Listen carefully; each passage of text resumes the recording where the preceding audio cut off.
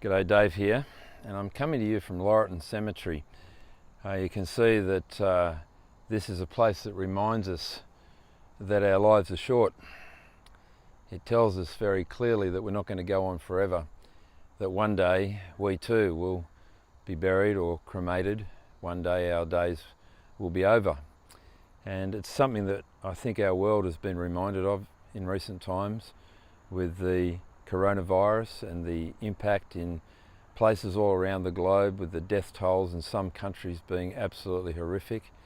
I think we've done pretty well so far here in Australia to contain this disease, and our death toll isn't particularly high at this period compared with other countries around the place, but nonetheless it's reminding us what will be true for all of us.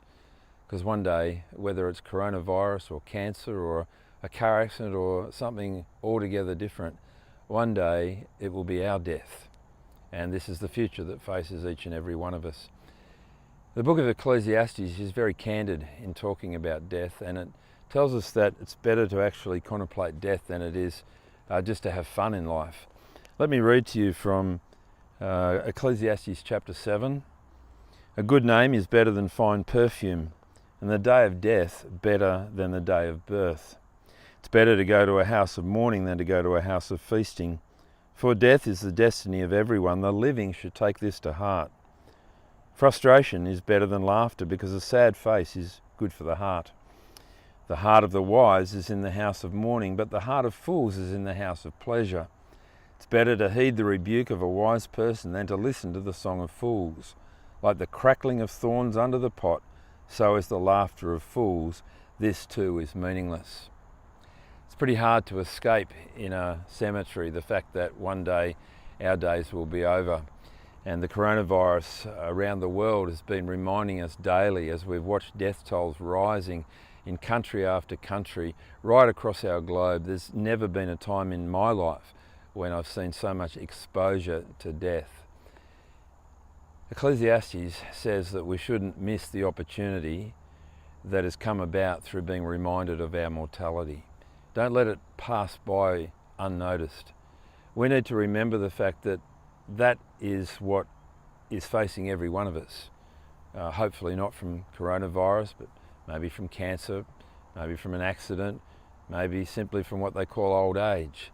But one day we will die. Our days are numbered. We're not going to go on forever, and nor, I think, do we want to. The Bible reminds us that death is the destiny of all people, and we need to live in the light of that. I think that's what it is to go to the place of mourning and to learn wisdom. It would be a real shame to let this time of stay at home, isolation, social distance, a time when people have lost incomes, have lost jobs, lost their livelihoods, maybe a time when people have lost their loved ones.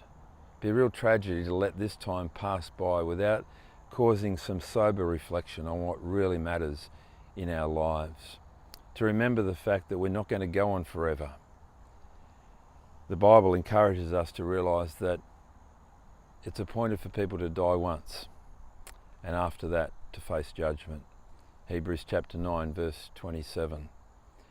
Are you prepared for your death? Are you prepared for what comes afterwards? The Bible tells us that there will be a day when everyone will give an account before God, and that Jesus has done all that's necessary to get us right for that day, that we can face that day of judgment confidently, trusting not in ourselves, not in our own righteousness, not in our good deeds or our religious behaviour, but trusting only in Jesus. As we are reminded of death, I hope too, as we've looked at Easter, you're reminded of resurrection. This life is not all there is. For those who put their trust in Jesus, there is a life to come. Let me encourage you to look to Jesus. Thank you.